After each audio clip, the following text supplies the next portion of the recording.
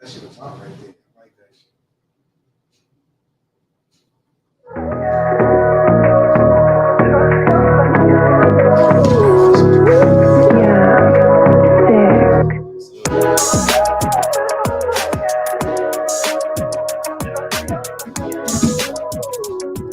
Yes, sir. We got the new time just for today. Just for today. Cuz in the building. Yeah, let's get it filled. Matter of fact, if you can, well, like. That's going to help with the algorithm. Make sure that you like. Matter of fact, open up 10 windows and open up the show in 10 windows. So therefore, we get the numbers up. Or just send it to your group chat. Send it to your group chat. And I may have a couple.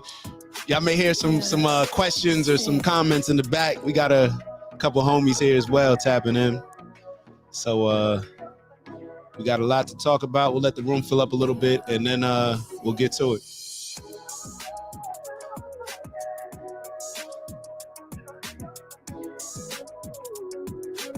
Yeah, sick.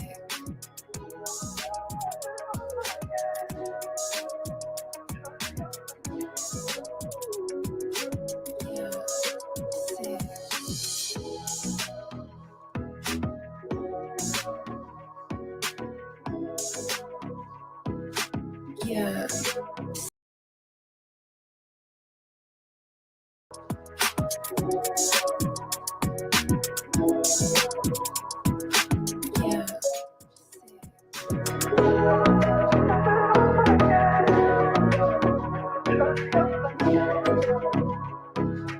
Yeah, sick.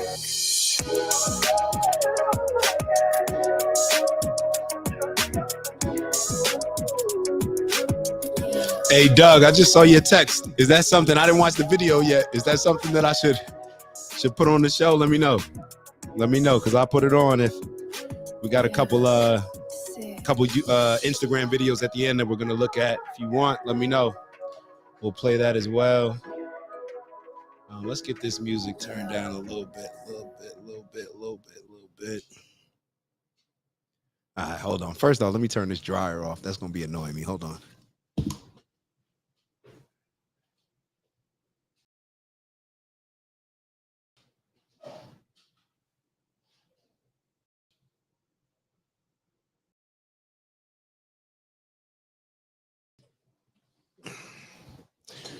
All right.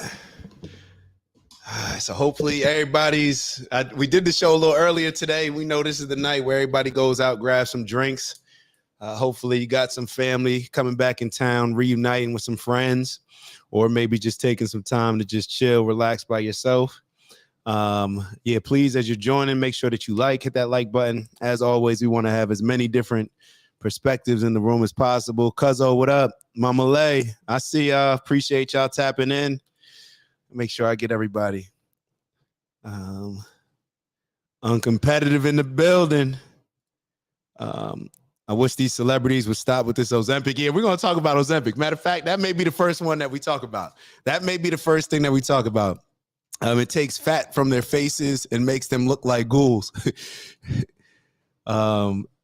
BK said, yeah, we just were having a conversation in the background. So like I said, I should have mic'd them up. Yeah, I'll let them relay any comments that they have. But a couple of my homies here, we're just talking about this whole Ozempic thing.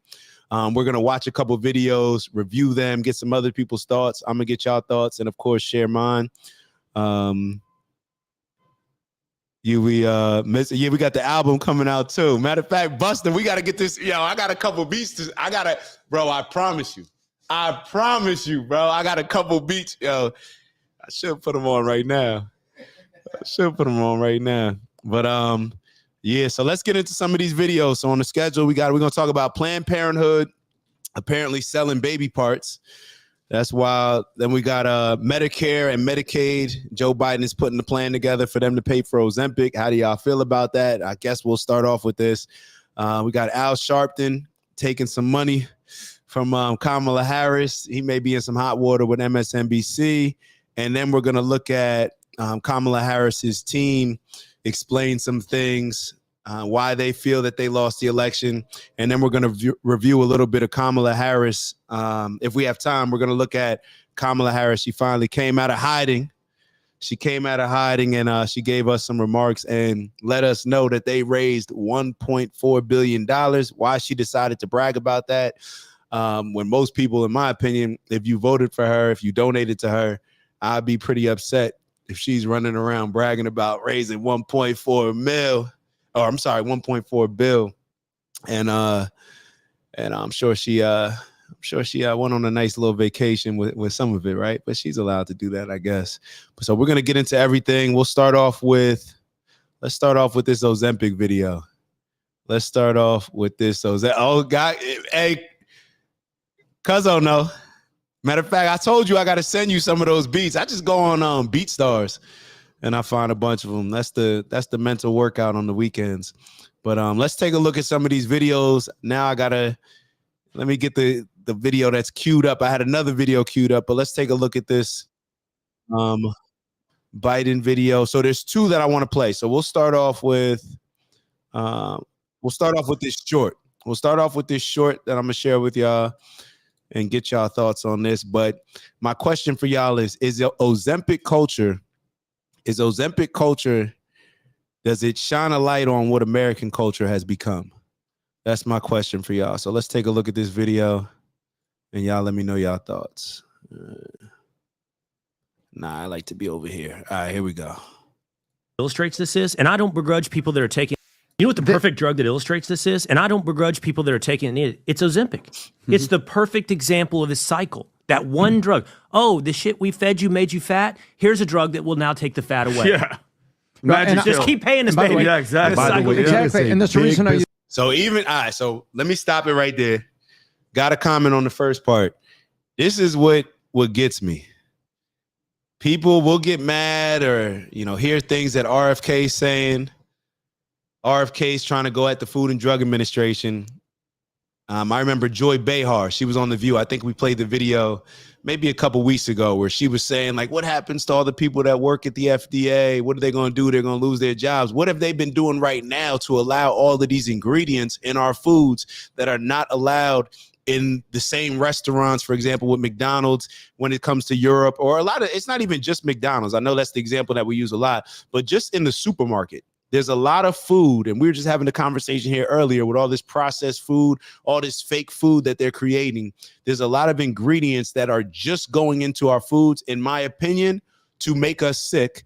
And then what do? They got to create the problem. So the problem is, okay, now we'll make them sick. So now Big Pharma, they can come in with a solution and say, hey, we have a pill for that. You don't ever hear them pushing any natural herbs, natural remedies, exercise, getting sunlight. We don't hear them saying any of those things.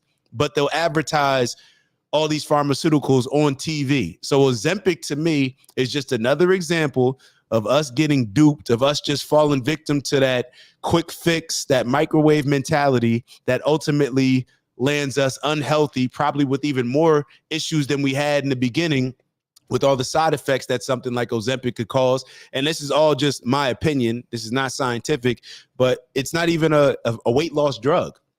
The owners of the creators of the drug, they came out, said it was a diabetes drug. So why we are now just embracing it as something just to lose weight, I don't know. But let's keep going with the video and then we'll finish up. Business model today. So many people are selling it. and there's different companies. It's not just Ozempic. There's multiple brands. Multiple. Hold on. Let me stop it real quick. Cuzzo, you said you're diabetic, so you're biased about it. What do you think? All right, so from a diabetic's perspective, how do you feel about this drug being used for something else like weight loss? And my biggest gripe with it is the whole point of exercise. Like, if your body looks a certain type of way that you're not happy with, that's based on the habits, the things that you've been doing with your body, or the things that you've been eating, consuming. So taking a drug, it's almost like, why would you want to take a drug? It's like after an injury, when you take painkillers, you want to be able to feel what's hurt. So therefore, you know if you're good to go or not. You want to know what's bothering you rather than just, oh, no pain, because they're blocking the pain. And meanwhile, you still have an injury. This thing with Ozempic is the same thing, in my opinion, where here you have, let's say, somebody that's overweight, somebody that may be obese. Taking Ozempic is not going to strengthen their organs or strengthen their muscles or strengthen their cardiovascular system. It's not going to do any of that. All it's going to do is suppress your appetite. And I'm sure it does other things, but from my perspective, I haven't looked into it maybe as deep as the people that created it, but that's pretty much what it does. I mean, you guys tell me what your thoughts are on it. But let's keep going with the video. It's wild, right? It's wild, right? Yeah, bro. The whole point of, like, if your body looks a certain type of way, that's just a communication.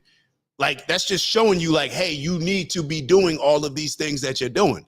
If you just take a quick fix, then that means that you're robbing yourself of going through that particular process. It's like LeBron and Bronny James. LeBron done robbed my boy Bronny of going through the developmental process, growing on his own. He robbed him of that opportunity. Now he's in the NBA, but a lot of people saying that he shouldn't be in the NBA, and I'm a Bronny fan. So I know I just made a comparison that may not totally hit, but this is the same thing. Like, our bodies are supposed to, they're telling us something. It's like let's look at it like this. If you had a doctor, a surgeon that was getting ready to operate on you, do you want the surgeon that got the answers from somebody else on the test, or the surgeon that actually developed their skill by doing things in the lab, by doing their research, by actually taking time to develop their craft? Which would you feel better about? It's because the gift is the process, the things that you learn along the process, the things that you alter in your body along the process. To me, that's just, I don't know. That's like one of these fake Lambos. Like, it's like having a Lambo, but you got a Honda engine in it. Nothing wrong with a Honda engine, but if I buy a Lambo, I want a Lambo engine. All right, let's keep going. Brands that are selling it right now. It's so popular across the board. So many people you see, like, you haven't seen it for 3 months. You're like, why did this go in? How did you get your cheeks? You notice nobody says anymore, hey, what are you doing? Yeah, I know. Like, what's your exercise routine? It's like stolen valor in war. Like, nobody says what's your diet and how you exercise, and we just kind of have to walk around going, could be the pill. All right, so that happened the other day where one of my boys in the building, I thought he was just working out. As a matter of fact, this happened in Florida and in Hackensack, where he's like, yo, I saw him in the elevator. I'm like, it was a full elevator. So he probably was embarrassed. I wasn't even thinking, because I didn't really know about Ozempic. Like, I didn't know that was a big thing.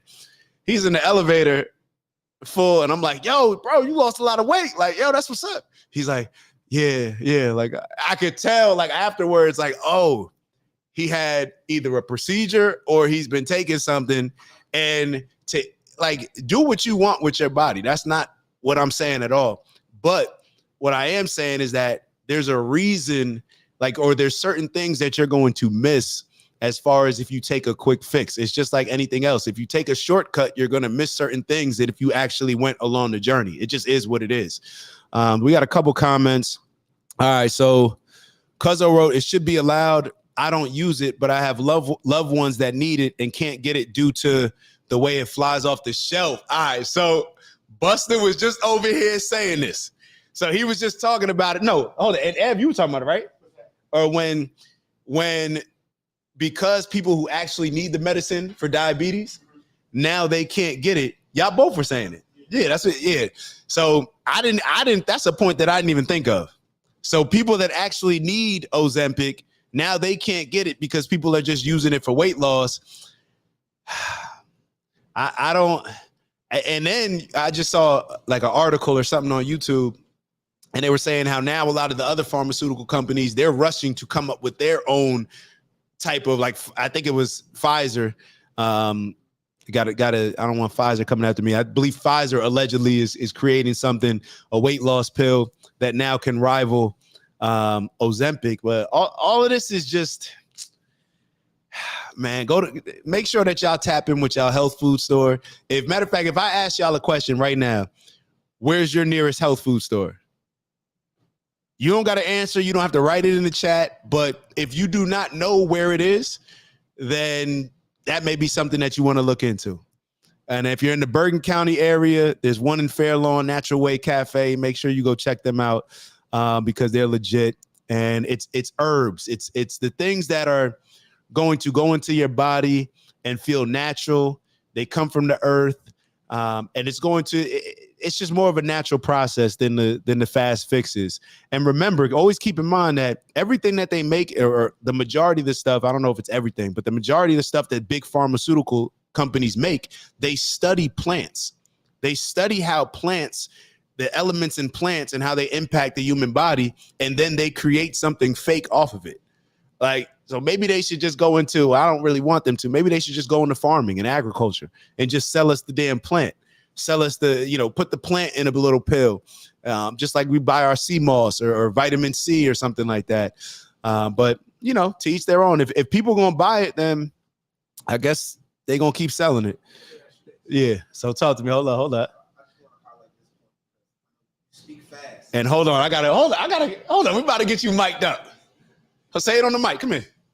Yeah. I just want to highlight this point because, I know you speak fast, and I don't know if you even grasped it. You're not on camera, say it. But I just want to know why don't more people push the fact that, when you get an injury, and the pills that they give you is masking the hurt that you have. So, okay. And how long it takes for you to feel better might also be based on what you're taking, not actually how you're feeling. That's exactly. So, all right. So basically, why do they push all of these pills on us when we have injuries, when we have surgeries, when we get sick, all of these different things? Because they're masking. What you're saying is like they're masking how we're like, we're thinking we're recovering, when in all actuality, the medicine is just blocking us from actually feeling anything. So it's funny you bring that up, because I was having a conversation and I think it aligns with this same point. Where in football, like when I was playing, my ritual was, it got to a point where I was taking 800 milligrams every 4 to 6 hours, which is technically a painkiller. That's pill form.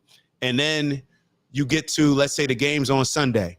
On Saturday, you go in there, you've been taking your pills, from at least Wednesday on or Tuesday on. And then you get your shot, a Toradol or whatever else they're giving you in your butt. Now you feeling good. You get a good night's sleep. The next day, you get another shot right before the game. You're feeling good. Right after the game, they give you a bag of pills to, worry about after the game. Everybody's drinking. So now all these different things, you got all these different drugs in your system. And then by Monday night, you could barely walk. Like a lot of guys could barely walk where you're feeling all these things. I think that it's a very dangerous and slippery slope, whether it's recovering from an injury or surgery or anything, by trying to have these fast fixes, because they do a good job of masking the pain. Pain is good. And maybe that's another point that we should discuss, where we run away from pain so much. Think about the pain points that we have in our life, whether it's physical pain points, whether it's things that we need to just do, whether it's stepping outside of our comfort zone and challenging ourselves in different areas. All those things create a certain level of pain. So pain, when you think about it, typically brings us something good on the other end, or there's some gains that come from pain, but we're so accustomed to everything wanting to feel good.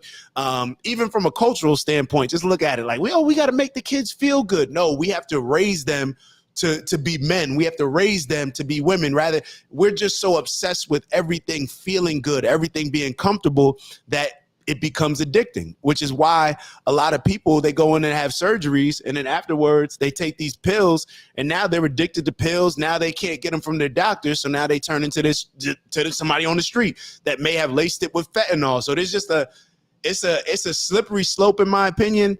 And maybe that's why nature just always wins, because I don't know what in nature you're going to take that's going to be the equivalent of a Toradol. You could take stuff in nature where it'll, like, you know, reduce some inflammation, or it could, you know, ease up your pain.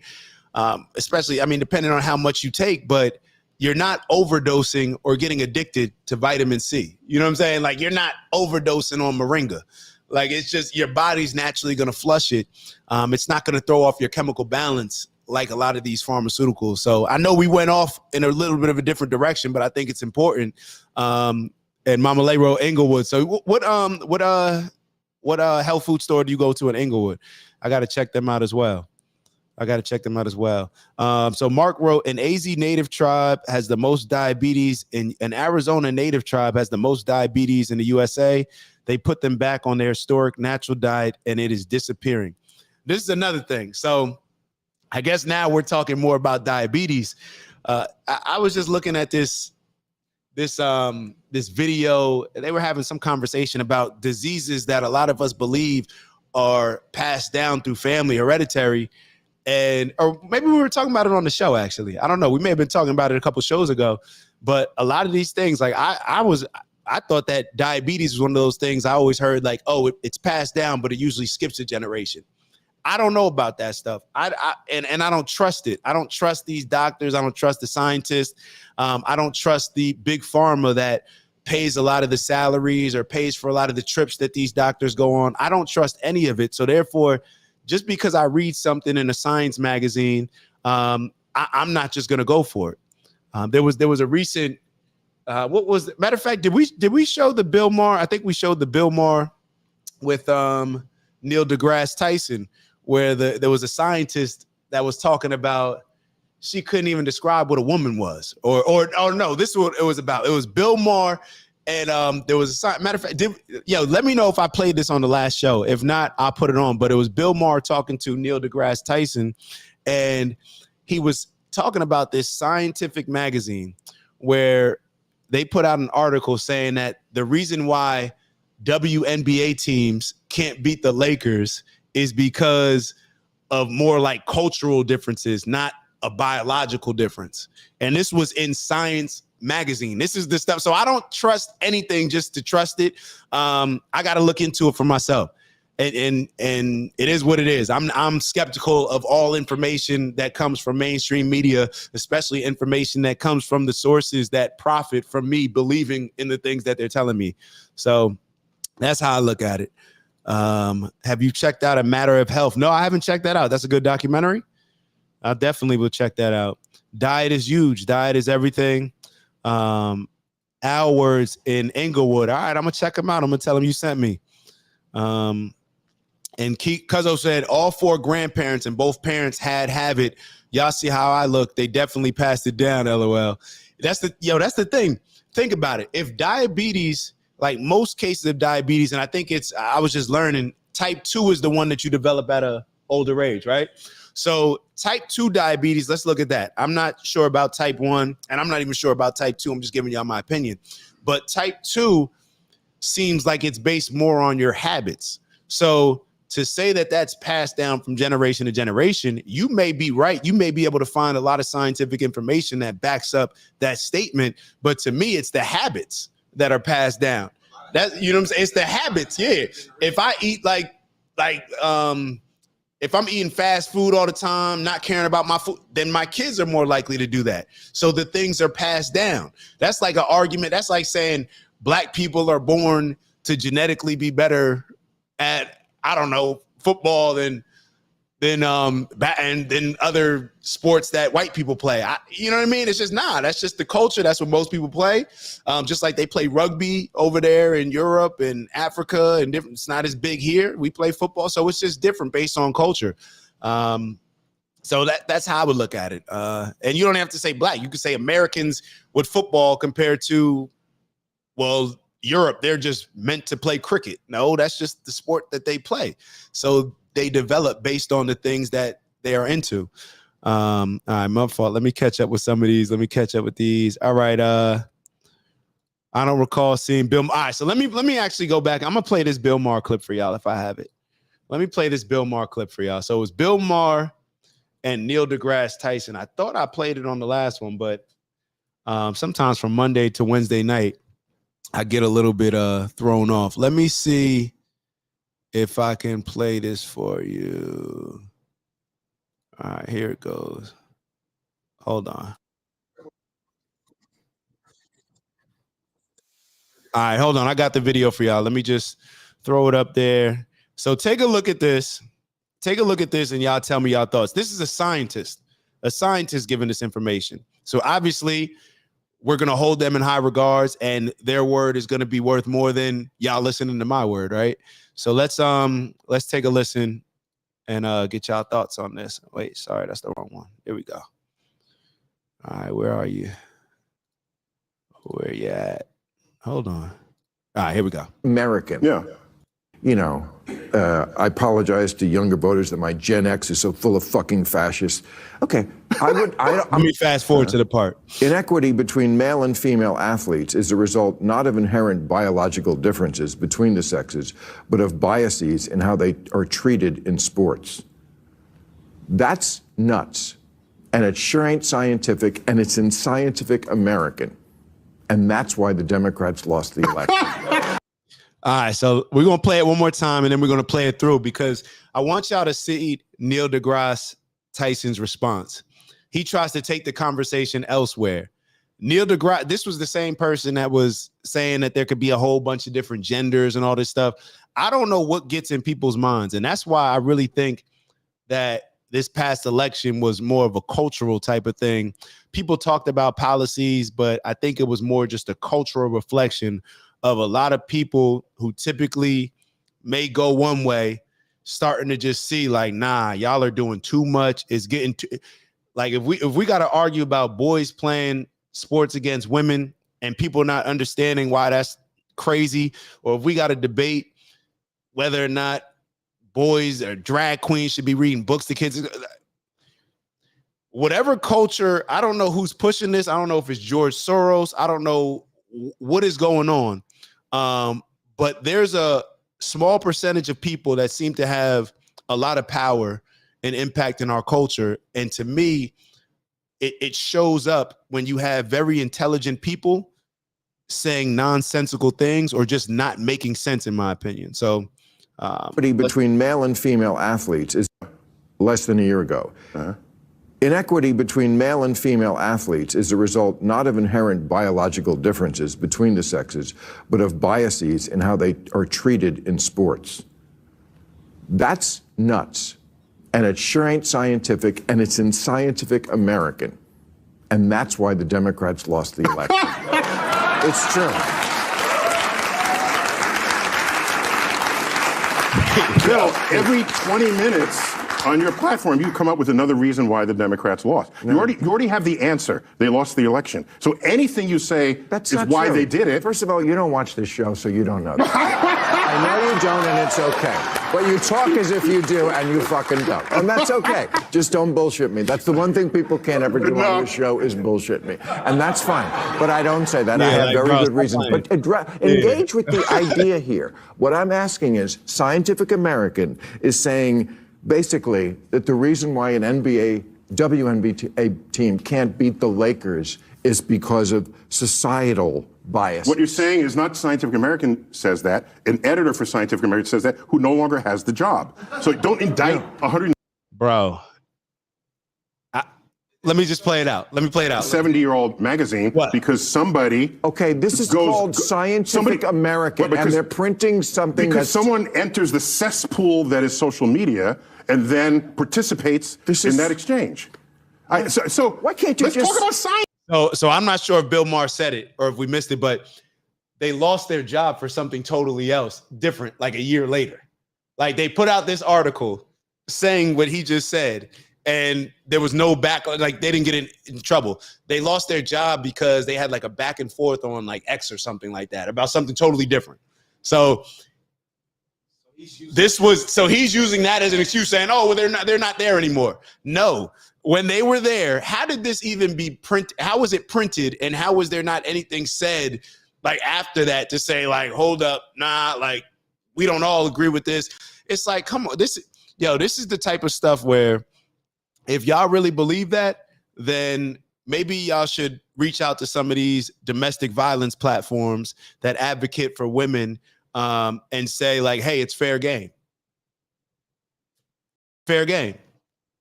You want to fight your dude? Fight your dude. You do want to fight a woman? Then we'll treat it just like a man fighting a guy. There's a reason why we look at things the way we look at them. And this is another thing where it's like, and obviously I don't want anybody clipping this up saying that I said something. I was obviously just using that to make a point. We are different. We are different. Men and women are totally different. There's a reason why I would bet every dollar I have that I could go out and make a WNBA team tomorrow. And if y'all tempt me, then maybe I'll just identify as a woman tomorrow and go try out for the WNBA and just to prove it to y'all that I will make that team. But I'm not doing that. But my question for the people that think like this, and a lot of these, I think we saw it in a there was a video where they were talking about trans people and whatnot. And I think we even discussed it before where it's like, there's a group of people that believe that trans women, men that transition to be women are women. No, you're a man that transitioned to be something similar to a woman. And if you believe that, all the people that believe that, then tell Brittany Griner, tell a lot of these other butch, husky, manly looking trans athletes in the WNBA to go play against Bron and Anthony Davis. And if they don't make the team, then they can't go to the WNBA because they're now men, because trans men are men, right? It's these inconsistent arguments. Like, science is supposed to be, it's supposed to make sense. You're supposed to figure out this that helps you figure out that. But if you start on a shaky foundation, which it seems like we're at right now, who knows where all this stuff is going to go. But let's play just a part of it back. And then we'll finish up. And they're printing something because someone enters the cesspool that is social media and then participates in that exchange. So why can't you let's talk about science? Why can't you just say this is not scientific and Scientific American should do better? Well, does she still have her job? No, not because of this. I said the scandal is not her tweet. The scandal, because that was like a year ago. Was it? Which one was a year ago? I think a year ago, women still couldn't beat men in basketball or any other sport. And it wasn't because of society. You don't see a problem. By the way, long-distance swimming, women might actually have the advantage. You can look into that. I'm competitive. Yeah. Maybe long-distance swimming. Earlier. Okay. Yeah. Just why is a scientist this much influenced by culture to the point where they will get on national TV and just sound stupid? This sounds crazy. This you can ask a 5-year-old, a 10-year-old, like this is where we are. This is where we are, and this is why a lot of people may not be trusting science. But then we'll be quick to judge RFK Jr. because he wants to call out the Food and Drug Administration for putting chemicals in our food, and we'll make up all these things about him. I don't know. Yeah, talk to me. And we're gonna move on to a different video. But yeah, say it loud so everybody can hear. So look at this. It just speaks to the type of world we're living in right now. And the way big pharma in these places are just worried about money and not actually about, people living the way they should be. They rather spend money and scientific dollars on figuring out a way to turn a man into a woman. Yeah. Instead of spending that time and money on y'all let me know. Can y'all hear him? Why people are homeless, why people are, mentally ill, and these things that really should be attacked with funds, because that's what helps a lot of these things. But they rather spend money on worrying about how to turn a man into a woman and a woman into a man. That's where the funds, that's where this money is going. Yeah. these tax dollars, and that's what Our tax dollars. like that's where it's Yeah. going, into figuring out how to turn a man into a woman and a woman into a man, Right. not how to get someone better mentally, how to Yeah. get how to figure out how to get these people off the streets. Yeah. And that's the thing. It's crazy. We talked about it before where it's like we talked about it before where it's like we have a physical health crisis, obesity crisis, mental health crisis, spiritual crisis. Like we have all these issues, and look at the things that we focus on. Look at the things that we prioritize. When Joe Biden was running, he said in 2020, he said his number one priority is the LGBTQ community. Why? Like, I'm just wondering, like, really why? Like, I'm wondering why. Like, why is that your number one priority when it's less than 1% of the population? Maybe you have a good reason, but I'm just asking why. And what JB's saying is you have all of our tax dollars going into this program, whether it's a program like this, whether it's a program for the migrants, whether it's a program for whatever. Who decides what money is designated to these problems that we have in the world compared to solving maybe some mental health issues, solving homelessness? Like, why is it okay for Kamala Harris to jump up there and say she raised 1.4 billion, but then, and I know homelessness is obviously something that, it's just not, you just throw money at it and you can fix it. But the amount of money that would have, I don't know. Like I told y'all before, if I was one of these candidates, if I was Kamala Harris, and shout out to Shy, I see you in the building, Shy. If I was Kamala Harris or if I was Trump, half of the money that I would have raised, I would have just said, you know what? We know that we can spend this to, perhaps try to quote unquote buy more votes. But instead, we're just donating it to all the areas that we want to improve. All these areas that we're talking about on our campaign trail, that's what we're going to take this money and donate to those causes right now. You get what I'm saying? So that would have been my strategy. How people can just raise this money and it not be accounted for, or be accounted for things that have nothing to do with prioritizing the health and well-being of Americans. I'm lost with you. I'm lost with you. I'm with you. So Uncompetitive wrote, Keith said he know that voice.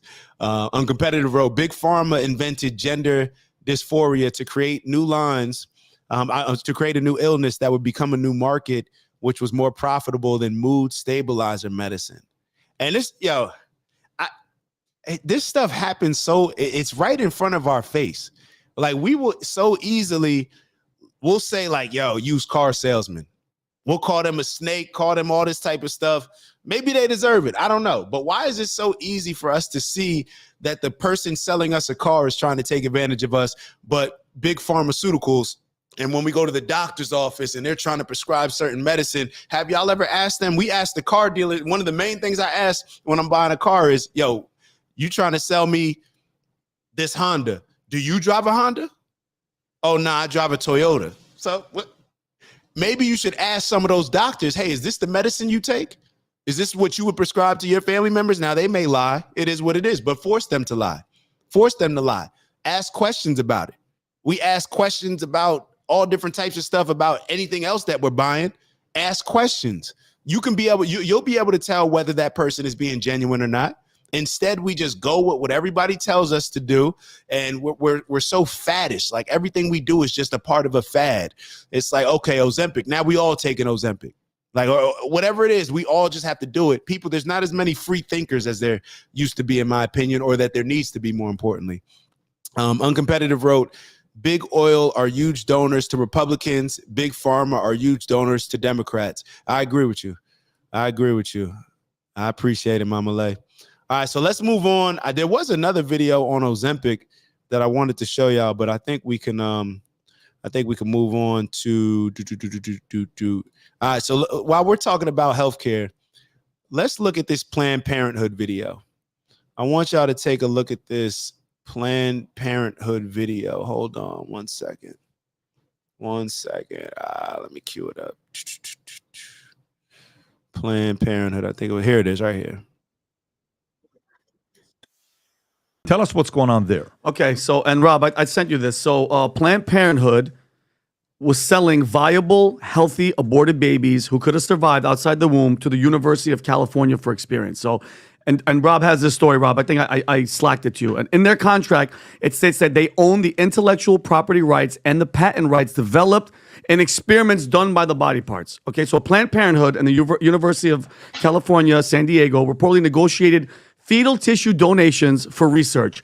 Emails and a 2018 research plan revealed that they wanted up to 2,500 fetuses ranging from 4 to 23 weeks gestational age, which is almost 6 months, by the way. Now, donating fetal tissue is legal, but selling them isn't. So why is there a contract that gives Planned Parenthood the property rights over the tissue? I think that's kind of weird. And then Planned Parenthood claims that this is all done under the highest ethical standards. But how is it ethical to negotiate the fate of an unborn child if it's a commodity? It's all transactional, Tom. So, and then add to that the allegations of racial disparities. The Spanish consent, look how racist this is. The Spanish consent forms failed to disclose the same commercial value details as the English one. So basically, if you spoke English, you got the full story. They're going to make money. They're going to, if they get the patents, they make money. But including the fact that the tissue could have commercial value. But if you spoke Spanish, they left that part out, which is freaking racist. And they say, oh, it's not profit. But then why does it's in the stipulation in the contract? Valuable consideration is in the contract. So if you're receiving taxpayer dollars and operating, this is a gray zone, and I think we need answers. So Senator Mark Rubio recently called for a federal investigation into the Parenthood based on these findings. So I think it's like unbelievable, Pat, that this is in conjunction, Planned Parenthood with the UC San Diego, that they were in contract saying, by the way, these babies can survive outside the womb. And I don't know, Pat, it was Tico who told me about this thing where they... All right, hold up. And we all, and that's that. Yeah, it's a lot to digest. And this is the thing. Like, this is always, like, for me, well, what I'm realizing more and more, everybody, we're all going to have our different thoughts on certain things. And we're all going to, let's say, even if there's people that hated Trump 8 years ago, people that maybe like him now, people that in anything, people that don't like football, now they like football. So you kind of, you get to certain points at different times. Everybody's not going to arrive at the same point or to the same understanding at the same time. That's a lot to ask for. And I think a lot of times when it comes to abortion, a lot of us are looking at it, and I know I used to, from a perspective of how I grew up thinking about it. Like, I just grew up looking at abortion like it's just no big deal, better than having a baby. Yeah, she's gonna have that was the mindset. The day after, yeah, that's it. Nobody thought about the things that the woman may go through physically, mentally. Like, nobody, like, I'm telling y'all, that's the culture that we grew up on. It was just like, yo, nah, you're gonna get this abortion. Like, it is what it is. That's the culture that we grew up in. So a lot of ways it shifted our mindset and our perspective on it. What I've tried to challenge myself now is to look at a few different things. One, and I think they're going to talk about it on this video in maybe a minute or so, which is 40% of these abortions that happen in the country are Black people, but Black people don't make up anywhere near close to 40%. Margaret Sanger, when she opened up the Planned Parenthood, she didn't open up Planned Parenthood in her wealthy New York neighborhoods that she lived in. She came to the hood to make money off of providing abortion care, or whatever they were calling it at the time, for the neighborhoods that didn't have her population of people in. So I'm always skeptical of people that sell things to other people, but don't sell those same things to their own community and their people. So when you look at it from that standpoint, it kind of shifts your perspective on it. Where for me, it was like, okay, I understand how I used to think about it, but I realized that a lot of that way of thinking was just based on a culture that was created in a lot of marketing. That's what Big Pharma does. That's what the Planned Parenthood does. They mask what they're trying to do by saying, like, oh, this is women's rights to reproductive rights. It's like, how is it a reproductive right when it's a abortion? You're terminating, a pregnancy. So I think when we can step outside of that, it allows us to look at these type of situations a little bit differently and at least have some sort of common understanding on why some people may be against it. And of course, understanding, both sides of it if we can. Some people may not. That's cool as well. Stand firm in what you stand on. But I just think that when we look at Planned Parenthood, regardless of how you feel about abortions, we have to understand how shady of an organization that they are, how they manipulate a lot of our kids in some of their scariest times. Think about it. You get pregnant at 14, 15, 16, 17, 18, you may not want to go to your parents. So then what do? You go to Planned Parenthood. You're going to sit down with somebody. Oh, it's a doctor's office. They're going to walk you through the process, all these different things. It's a little bit uneasy for me when I think about it now, a lot uneasy. So let's keep going with the video. I haven't even been keeping up with, I saw Bez in the building. Bez, matter of fact, Bez out here. Bez, pull up, man. Bez said abort mission. Yeah. Hold on. All right, so let's keep going with the video. And because I want the other gentleman, Tom. I want Tom to come in and make a couple points. They put these the forceps inside, and the baby's moving because it knows about the pain of this thing that's coming. Tom, you've heard about this before. Mm-hmm. So what do you think, Tom? Because this is, by the way, this is all factual. This is factual. And very quickly, let me be the first person to say it, because I think this is what scares a lot of people. I'm not going to say that I've had an abortion, but I've gone through that process with somebody. And I'm just being totally transparent with y'all. I did not look at it how I look at it now. I did not look at it as much of a big deal. I'm just being straightforward with y'all. And let me kind of say that. So for the people that may have had them as well, just because you've had one doesn't mean that you have to shape your perspective moving forward based on the decision that you made in the past. You don't have to. Now, maybe that still makes you look at it a certain type of way. I'm just opening it up and being transparent with y'all and honest with y'all, so y'all feel comfortable maybe shifting your perspective on it as well, or just being open to it. I'm not, and this is not a pro-life or pro-choice conversation. This is a Planned Parenthood is taking advantage of a lot of young people in order to line their pockets and profit. Period. That's what this conversation is about. They're selling baby fetuses. They're selling, allegedly, that's what the article's saying. They are selling baby parts for research at different schools and institutions. Now, I'm sure y'all remember when y'all first got y'all license and they asked you, like, hey, do you want to be an organ donor, all these different things? Yeah, that's donating an organ. But Planned Parenthood selling body parts, like, if that doesn't make you raise an eyebrow, just that Planned Parenthood. Just at Planned Parenthood. We're not talking about pro-life, pro-choice. That's not this conversation. But Planned Parenthood, maybe you'll raise enough of an eyebrow to maybe take a step further as far as looking into what Planned Parenthood was based on. I know I've said it before, but take a look at that 1916 project. It tells the entire story of Planned Parenthood and Margaret Sanger.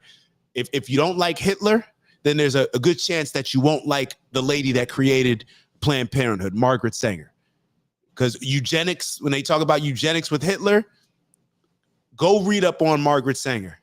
And you may even be more disgusted in some of the things that she's done because the way that she did it. It's almost like when Malcolm X used to talk about where it's the lion or the wolf. I mean, I'm sorry, the wolf or the fox. Just because Planned Parenthood smiles at us and gives us a hug doesn't mean that they don't want to do the same things that the wolf wants to do to us. So neither here nor there. Let's keep going. They were selling babies for contract, and they were basically saying, if we take this fetus, 6 months old, that could survive, okay, totally healthy baby, we take it and we come up with the patent, you can't, it says we're taking all the money. That's the Planned Parenthood UC San Diego contract that they had. And this is all factual. And at least this is 2 months ago, I think, Marco Rubio, love him or hate him, he's actually standing up to this because it's ridiculous. Tom. Well, look, we know two things. Number one is that you can donate your body to science when you pass away. And if you pass away without cancer or poisoning or things like that, your organs can be harvested. You can elect, like right on your driver's license, you could say, I'm an organ donor. and your corneas, your kidneys and things can go to, or even your heart can go to somebody that needs it. So medical research and donating organs has been gone on for a long time. And sometimes it's an amazing thing. And you see these stories of people that hear a recording of their loved one's heart beating in the chest of a person that received the heart after their loved one died. So all of that's been going on. And now it extends to using the tissue from aborted babies for research as well. The second thing is we need to understand is that abortion is not just a political topic. It's an industry. It's billions of dollars of profit and billions of dollars of federal dollars that are given to Planned Parenthood that conducts the abortions, and then they take the tissue and they profit and use it for research purposes. And so you've gone. I didn't even look at it from that standpoint. So here they have people that are paying them for the service of having the abortion, and then they take the body parts and they go sell them. Now, this may sound crazy what I'm about to say, but first and foremost, it shouldn't be Planned Parenthood selling body parts. If it's wrong for people to say, well, I terminated my pregnancy and I'm donating, just like you could say, maybe you want to donate the body, whatever, to, now obviously this is more of a late term type of thing, late stage thing. I think it's after 23 or 24 weeks or something like that. Don't quote me on it. But shouldn't the mother and the father, and this sounds, the fact that I'm saying it and it sounds so crazy is why it's so crazy that Planned Parenthood is able to do it. Like the parents can't just come in there and say, hey, let me get that in a to-go bag and I'm going to, ship that off to Stanford to make some money. But that's exactly what Planned Parenthood is allowed to do. So now they're aborting babies and then taking the body parts and then selling that. Like that just sounds crazy to me. It sounds crazy. On from the noble act of when you got your driver's license and saying, I'm willing to be an organ donor. Remember that? And they used to put like a dot or something. Green on your driver's sticker or license. whatever it was, yes. Yeah. And so that's noble of you to do it, to try to help somebody after. You take all of that and medical research. Would you like to donate your body to science so we could do research on the walls of your heart and things like that to see how things gone? Or, when you're Alzheimer patient passes.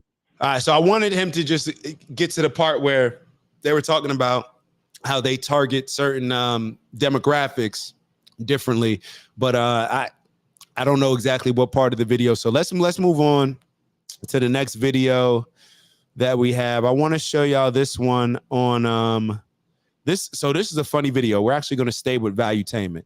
So we're going to stay with this same group, this same cast. And I want to share this video with y'all. So now we're going to get into a little politics real quick. Hold on. Oh, wait, why is it not audio support for screen sharing? Hold on 1 second. I think I got to pivot. Hold up. All right, let me find that. I got to open it in a different video. All right. Hold on. It's giving me some back end issues. Hold on. All right, here we go right here. All right, so this is just a funny CNN moment. Got to have our funny CNN and MSNBC moment. So check this out.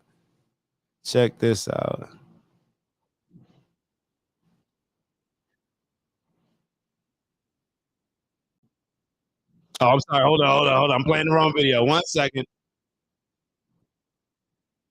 Hold on. CNN and business. Hold on 1 second. Where is this video playing from? 1 second.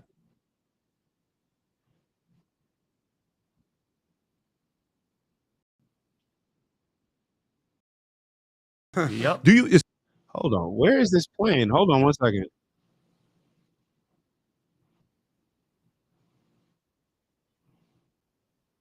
Hold on 1 second. Am I tripping? Where is this playing from? Oh, here. My fault. I had the wrong screen pulled up, so I couldn't see where the video was playing from. 1 second. One second. All right, here we go. My apologies about that. Let's run it from the beginning.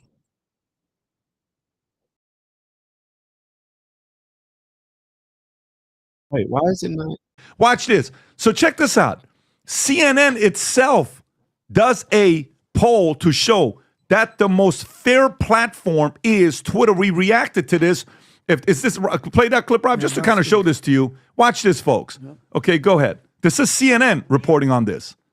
And one of the big reasons he bought Twitter/X is because he wanted to make it his own platform, remake it in his own image. 22, and I think this really gets at it. 65% Dem, 31% GOP. Among those who regularly use X/Twitter for news.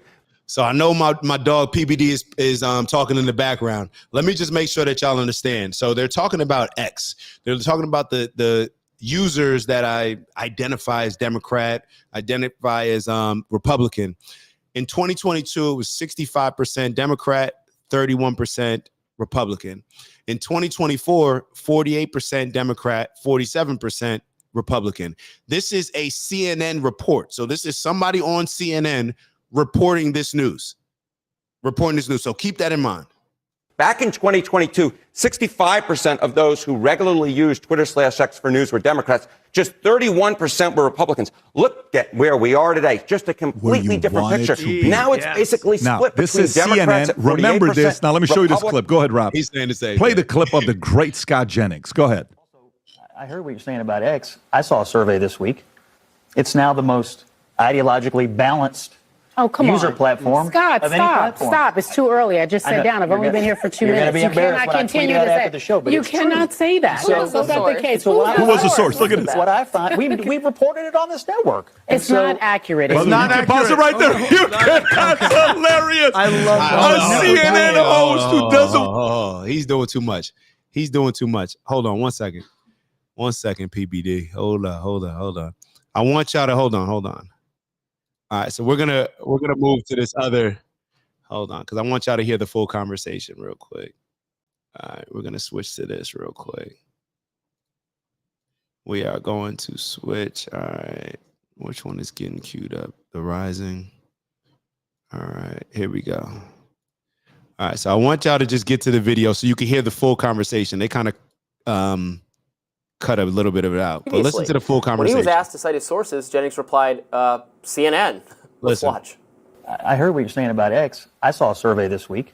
This will show the full conversation without people in the background like balanced user platform. Scott, stop. It's too early. I just sat down. I've only been here for 2 minutes. You cannot continue to say. You cannot say that. That's not the case. Who's the source of that? What I find, we reported it on this network. It's not accurate, and you know it. Okay, I'll let you make your statement. Scott, can I reframe it a different way? Because the site changed radically, right? So I just want to lead with Black women are perfect. I just want to lead with that. Black women are perfect. They could do no wrong. You can't make any mistakes. Nobody should hold y'all accountable. Nobody should check y'all when y'all are wrong. Especially if it's a white man. We should just let it play out, and that is what it is, and I stand with CNN and MSNBC as they always do so. Let's keep going. Whether you think the voices it is somehow more balanced now, that's fine. But no doubt Musk's influence is profound, and that you open it up and now you're there with his opinion, and he is now part of this administration. So does anyone else think that there should be this great... My man couldn't even make his point. He's right. He literally cites their network reporting on something, and they cut him off and say he's being ridiculous. Pretty shorty in the back. She sounds crazy. I don't know if she's on her phone. She's looking down. Maybe somebody texted her, gave her that. I don't know. But I guess Abby sat this one out. Greater concern about billionaires purchasing media companies. Okay. Would you be worried if Bill Gates controlled MSNBC? No, because he's sane. Because MS... You can probably guess what I'm going to criticize. All right. That's what the video, we're going to leave it at that. To finish it off with it, they asked would you care if Bill Gates, I believe they said Bill Gates, owned MSNBC, and they said no because he's sane. So the guy that talks about depopulation, the guy that is trying to buy up all our farmlands, the guy that makes Beyond Meat, like that's the guy that pushed us in 2020 to go get the vaccine, the guy that's getting sued by some countries because he misled allegedly on information with the vaccine. So we trust that guy, but Elon Musk is a problem. All right, I just wanted to be clear on that. Okay. All right, so we'll leave that one there. We'll move on to the next video that we have on our boy Al Sharpton. We're going to bring the race hustler Al Sharpton in, see what he's talking about. Apparently, he took a big bag from Kamala Harris, and that seems to be a no-no for journalists. So let's take a look at this video, and I'll get y'all thoughts on it. 1 second. All right, here we go. Want 50 years from now, history to say about Kamala Harris? I hope that, and I really do work that my life will have proven to have been a life that is about fighting for the people. The cost of that softball interview was a whopping $500,000. That is what the Harris campaign provided to Al Sharpton's nonprofit prior to her sit-down interview with Sharpton, and that's certainly raising some eyebrows. Certainly. So just to be clear, journalists, so I guess there's a difference between, because I knew that Kamala paid to go on The View, but I didn't know that it was I mean, it makes sense, but I never really thought about it, that journalists are not allowed to take money from the person that they're getting ready to interview. It goes against their journalist ethics or something like that. Don't quote me. But it makes sense. Like, yeah, I'm just going to take a big bag of money from the person that I'm about to interview. Yeah, I'm probably going to be a little bit biased when we go into the interview. And Al Sharpton, I guess it would be more acceptable if he came out and acknowledged that before the interview, or obviously even right after the interview, better than us finding out now. But apparently this is an ethics violation. MSNBC, they haven't commented on it. So who knows what's going to happen. But this is the type of, let's let the young Turks talk. Let's let Anna talk, see what she says. Because, it goes against common journalistic ethics. But nonetheless, the Harris campaign made two separate $250,000 donations to Al Sharpton's National Action Network, an anti-discrimination group, on September 5th and on October 1st, the second coming weeks before Sharpton interviewed Harris on the network. Now, Sharpton did not mention the contributions that the Harris campaign made to his nonprofit at all. There was no disclosure about it whatsoever.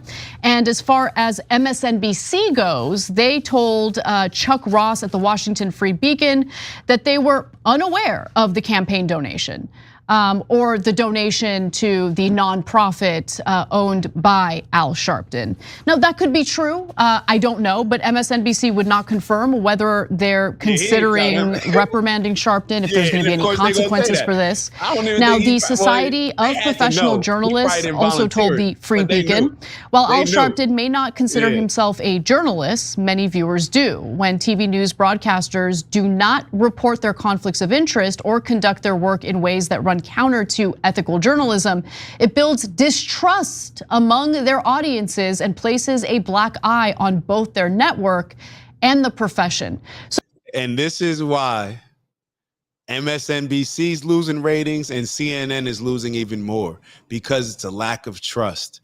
Y'all done told us all this stuff before the election, all this, and it just seems like even if you really meant it, you were wrong. So it's like a financial advisor giving me a whole bunch of advice saying this is going to happen. Look, you may have had some amazing intentions, but you were wrong. So it is what it is. It's a performance-based business, right?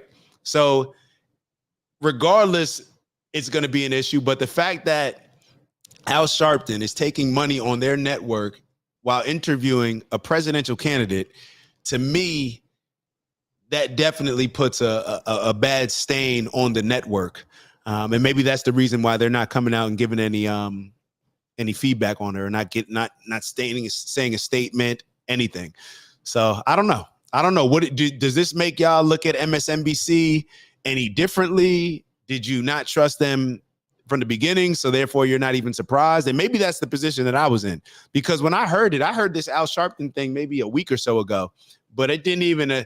I just assumed that everybody was getting paid, so I didn't even really look into it or have the thought process to say, like, damn, if journalists are getting paid, then obviously this is going to be very biased. But I just thought that I didn't know that there was an ethics violation that was centered around that type of thing. So I don't know. So, but can you imagine if it came out that Trump paid Joe Rogan 500,000, $1 million, whatever it is? Like, it's different when you're paying a celebrity to endorse you. I get that. More than from a journalist standpoint, celebrities don't have a ethics that they need to follow, or some type of journalist codes that they need to follow. So I do see that as a little bit different. But this is I don't know. MSNBC may be in some hot water. That's what y'all get for bringing on the Reverend. Same dude that was tattletaling on the Italian mobs. Yeah, this the same dude. Race hustler. Yeah, same guy. That's the guy who we're going to look to for political advice. Makes a lot of sense. Earlier, I think it was last week, we had Representative Ro Khanna on the show, and we asked him the questions we wanted to ask him. Had Ro Khanna provided a donation to a nonprofit that doesn't exist, I don't have a nonprofit, I would at least have to disclose that to you, but that would be a conflict of interest. I wouldn't have taken that money to begin with, because that money influences the way you're going to carry out this interview. Okay, can we just be honest? Al Sharpton is the original grifter. So if you don't know, back in the days in New York, anytime there was any kind of racial conflict, this fat ass would show up in a jumpsuit, and he would demagogue against Jews, by the way, specifically, and get people super mad to the point where they nearly attacked Jewish people. And he was a menace, an absolute menace in the New York area, okay? And then all that got magically forgiven. Why did it get forgiven when that? Time out. Is Al Sharpton on Ozempic? That's a real question. Is because keep going. That stuff never gets forgiven. Why did it get forgiven? Because he decided to embrace professional corruption. He was running 2-bit scams back in the day because he didn't know any better, right?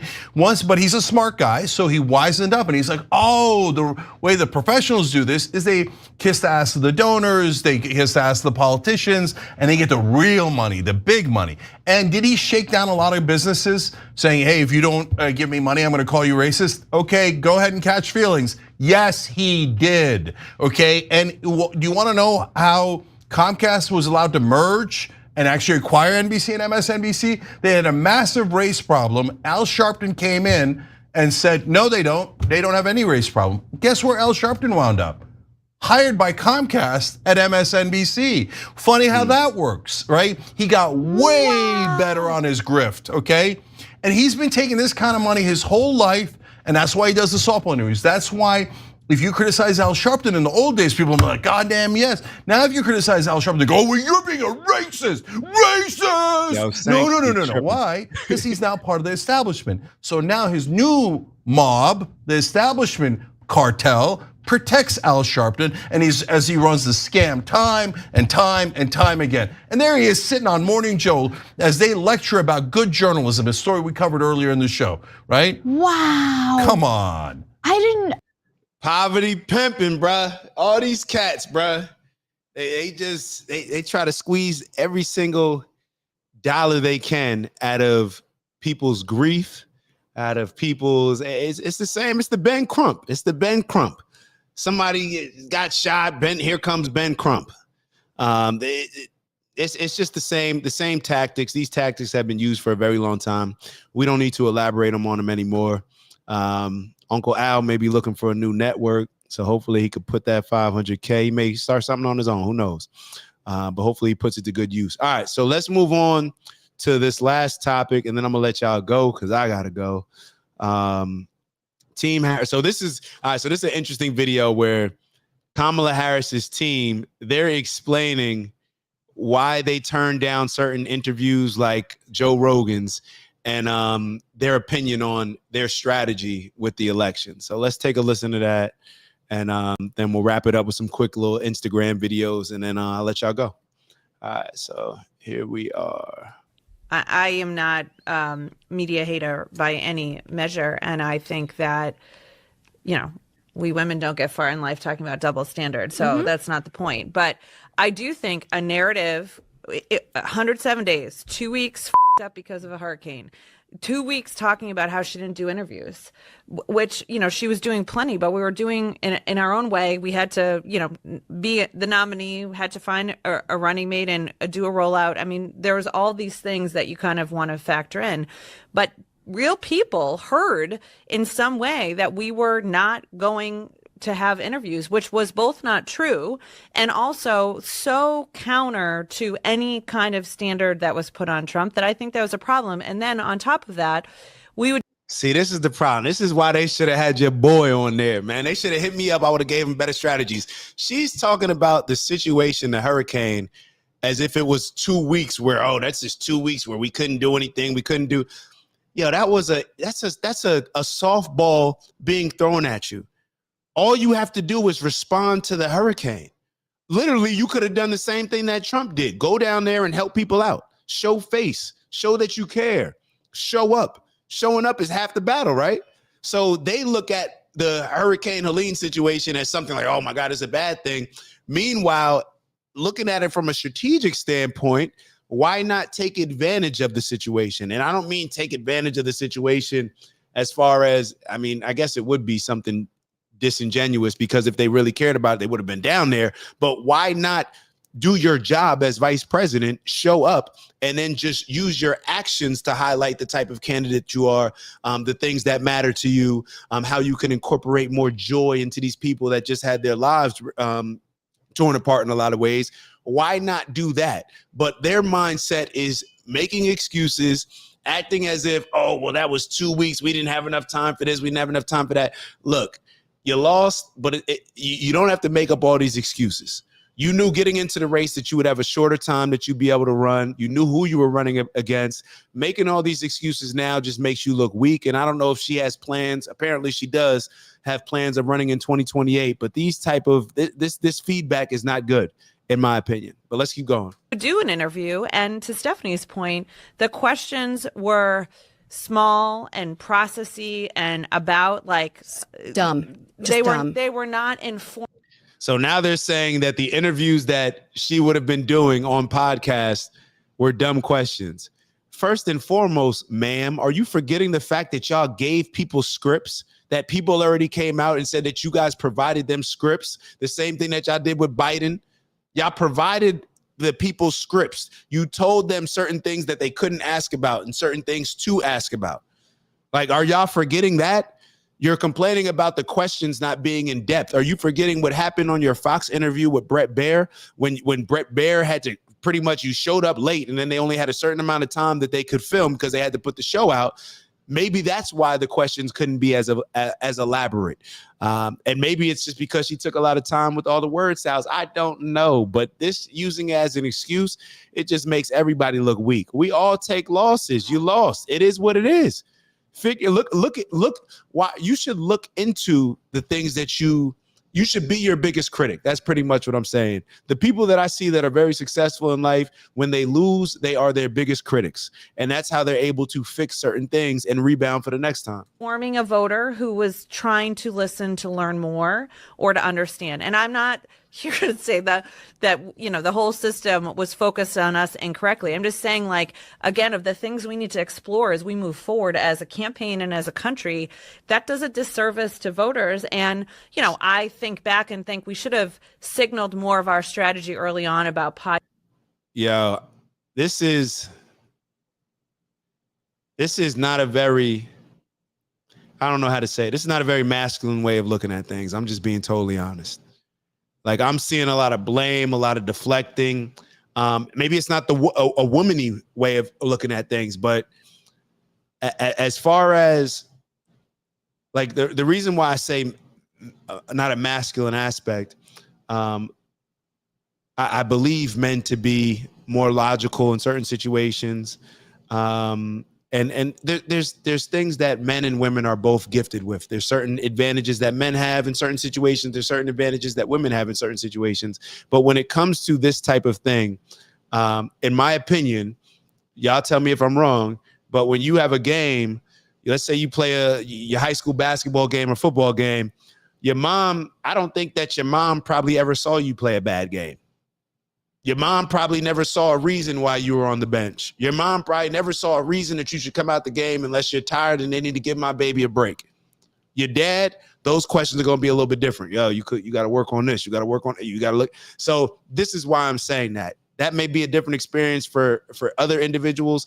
To each their own. I understand that, but to me, there's just a huge, and this is not just with this interview. To me, there was a huge, just a missing masculinity within this Democratic Party, and it showed when Biden's talking about he's prioritizing the LGBTQ community. It shows on CNN, on MSNBC, when they bring the Van Jones type of characters, and they seem to bring a lot of feminized or emasculated men up there. Like they don't necessarily bring the strong black men when it comes to black men, I'm talking about specifically.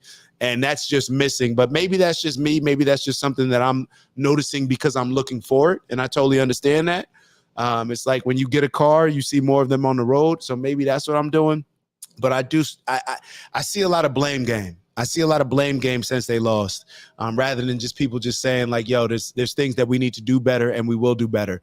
Nobody wants to hear you talk about, oh, it was the podcasters and the questions that they're asking and all this other stuff. But let's keep going. Podcast and who we were trying to reach. But we had a limited amount of time to reach the people we were trying to reach, and we were trying to go to them. But being up against a narrative that we weren't doing anything or we were afraid to have interviews is completely bullshit. And also like took hold a little bit, and it just gave us another thing we had to fight back for that Trump never had to worry about. Oh man. Wow. Let's be clear. Kamala Harris got the same kind of questions, the exact same kind of questions about her record, her positions, and what she would do if she became president. Same deal as any previous candidate. So I'm gonna leave that there. Your thoughts. You guys tell me your thoughts on it. And I don't know. I just think that there needs to always be looking internally. What are the things that I could do better? What are the things that I could do better rather than, and even if some of the things that she's mentioning, or if there is blame, or if there was a certain level of things being unfair, even if that's the case, it just makes you look weak when you highlight them. Let somebody else outside of your campaign talk about it. Like you can't, it just makes it look weak. It makes it look weak, and it makes it look like excuses.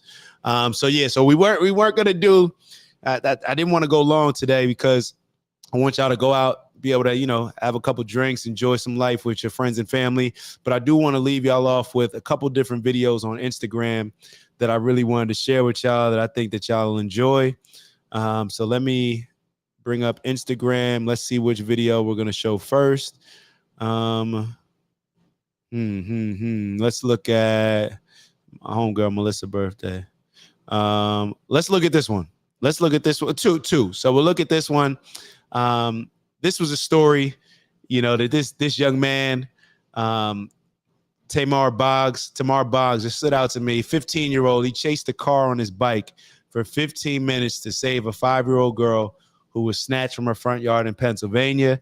These are the stories that we want to hear about. We got to report on them just as much as we report on any of the other stories. So definitely wanted to share that with y'all. And hold on, sorry, I didn't bring it up. But then, so you'll see the young man here, and then you'll see the young lady. He's just the one who I'm looking at an old comment from Keith. And then let's look at this other video. So this is a funny video that was actually sent to me. I got two more. If I refresh the screen, there should be another one that pops up right here. All right, so we're going to show this one. This is a Cal football team reacting to the equipment guy tackling a fan who stole a helmet. So I thought that this was just a cool moment. Let me make sure it's playing for y'all. I know the screen's a little small.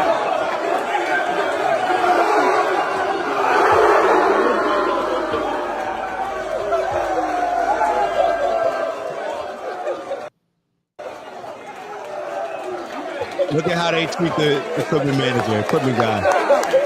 And the manager, who knows?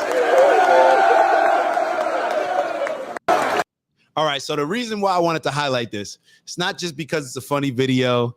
where you have the equipment guy, taking his job very seriously. This is one of those things that a lot of us don't realize, especially when we may be in certain positions on certain teams where there's a lot of people that care about your team, care about your business, care about things maybe more than or I should say that we take it for granted. Whether it's being on a football team or whether it's, us being on our family teams or a business team, there's a lot of people out there that really want us to succeed and that will play whatever role necessary to help us succeed. And it's on us to embrace our role. Let's say if we're in a higher role than them or a different role. I don't want to say higher, but if we're in a different role that maybe gets a lot of the limelight, if we're a player, just keep in mind that there's a lot of people that contribute to that team being successful that probably give their all in a lot of aspects, maybe more than a lot of the players. This guy may be a harder worker than some of the actual players on the team. So it's just something for us to keep in mind. As we go through life, a lot of times we take for granted people that are not in the spotlight. And we were just having a conversation over here, but just recognizing, certain people in your life that, do want to contribute to your success, want to contribute to the team's success. I was talking to my mom earlier about it. I was telling my homeboys over here now, where it's like you have certain people in your life that are willing to just contribute for the overall good of the team. And I think that those people should be celebrated. Those people should be highlighted. So that's why this video stuck out to me, because we all got a role to play. And we all, no matter what role we are playing, should take it very seriously and understand that it impacts in the overall team success. So just wanted to highlight that and then leave y'all with one more funny video that we'll take a look at, and then we'll be on our way. Hey, Jaquaviante, what's this I hear about you being a rapper now? Oh, no, you don't gotta act shy. You wasn't shy in the studio when you laid down this track. Let's hear it. Fill my glizzy up with slugs, we deep in the mud where the thugs at? Where you be at, nigga? Nah, where you be at? Huh? You a gangster now? Where your gun at? What type of slugs you putting in there? Matter of fact, what's a slug? Tell me what a slug is. Let me ask you this. You think you can get to that gun before I get to you? No, do you think you can get to that gun before I get to you? Hey, cause this what it is. You wanna be a gangster? It's that gangster shit, little nigga. Hold up. What you tell little bro? When he fall, make sure you finish him, no Mortal Kombat. So you a killer now? You a murderer? Nah, cause we got a murderer in the house. This is a real killer right here. Police, come get him. You really killing shit, ain't you? Yeah. Don't even worry about it. Where my belt? I'ma show him a real killer. Nah. Stay right there. When I catch him, we feeding them shells. So you saying when you catch him, you gonna feed them shells? Do you know what that is? That's premeditated murder. Now what? You think we gonna take care of you while you in prison? The only person gonna be putting money on your books is your dumbass mom. And that's if I let her. That's if she sneak behind my back and do that shit. Cause I ain't supporting no killer. I ain't supporting no premeditated murderer. I don't take care of Jeffrey Dahmer. So what you wanna do? Cause in the song you say you gotta switch. You gonna switch me? That's what you gonna do? You gonna switch cheese your father? Huh? You a killer now? I'm gonna show you what a switch is. I'm gonna switch your ass. That's the only switch I need right here. I'm gonna switch your ass back to acting right. That's what I'm gonna do. Hey, Jaquaviante, what's this? All right, so that's just a little fun. I found it funny. I didn't even give y'all the context before, but that's when your dad finds out that you're a rapper and you're lying about all this stuff in your songs and all that stuff. So I just thought it was a funny thing. But that's all we got for today. Wanted to make it more of a shorter show. Do me a favor, like for the algorithm. It's going to help boost the show and get as many different perspectives in here as we always talk about. We want to get as many different people to the table, engaging in conversation in a safe, respectful place. That's what our goal is. Let me actually move this real quick. That's what our goal is. So with tomorrow, when you're at your family dinner, let's give a little grace. Let's extend grace in every direction, because with politics being such a hot topic as it is, and a lot of other topics in the world, we don't need any arguments between family members or friends messing up what should be a day of families coming together and gathering for a very good cause. You may not celebrate or call it Thanksgiving. Just use it as a time maybe to get together with family and maybe discuss some things that y'all all can work on together, that we all can work on together, whether it's fitness, making sure that everybody's eating healthier, whatever it may be. we got to remember that our families or whoever we're spending time with, that's our team. That's our team. So let's look at that as our team, just like we look at our team maybe on our jobs or in other areas of our lives. So with that, y'all know what we do at the end of every show. If you're new, we're going to take 45 seconds to just be still, clear your mind, manifest, get your breath work in, whatever you need to do for you. Inhale positive energy, exhale and all the negative. Y'all know how we do. So if you're in a safe place, close your eyes. It's going to be 45 seconds, just some time for you and yourself. And we'll start that right now.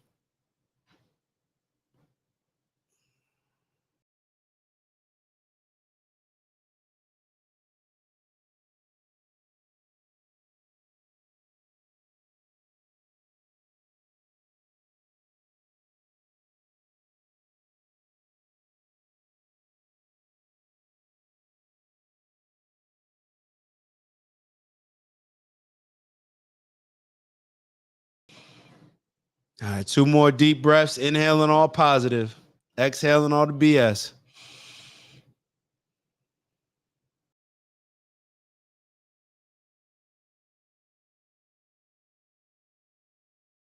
All right.